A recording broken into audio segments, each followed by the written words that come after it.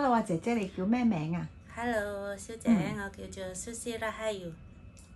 叫你點樣叫你啊叫我做 Susie 得㗎啦。？Susie。係。你今年幾多歲啊？我今年47歲。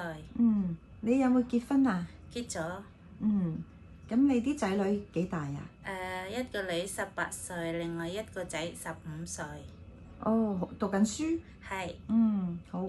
你照顧過咩人啊？之前我有照顧過newborn baby 啦，跟住照顧老人家啦，跟住清潔買餸嗰啲大間屋嗰啲事故啦。好。老人家要做啲咩啊？如果照顧老人家？老人家嗰陣時有糖尿病，我幫佢行街啦、做運動啦咁樣。佢行路嗰陣係用拐杖啊，定係點樣行啊？我輔助佢行啦。唔使用拐杖。唔使。但係我大釘，我驚陣間佢唔夠力，可以幫到佢。即係佢自己都可以行嘅。可以。你就輔助佢行，係。幫佢行。係。咁你有冇試過幫老人家換尿布啊？冇嘅。沖涼呢？沖涼就我同佢做嘅，有陣時佢叫我做嗰陣時我做，但係佢平時健康嗰陣時佢自己沖，但係我都係門口嗰度等佢有咩事咁樣。我自己沖。係。使唔使陪去醫院覆診啊？會嘅。會嘅。係。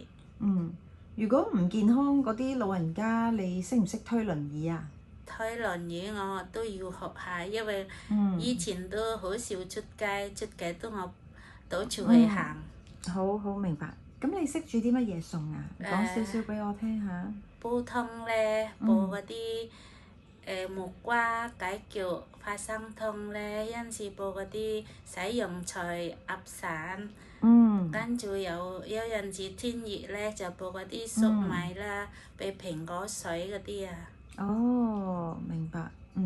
咁你之前使唔使煮早餐㗎？早餐好少咧，早餐因為婆婆係茶樓食啊。晏晝咧？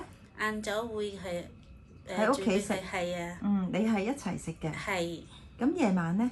夜晚如果太太先生返嚟問下佢想食咩餸啦，咁樣我先準備俾佢食啦。好啊，明白。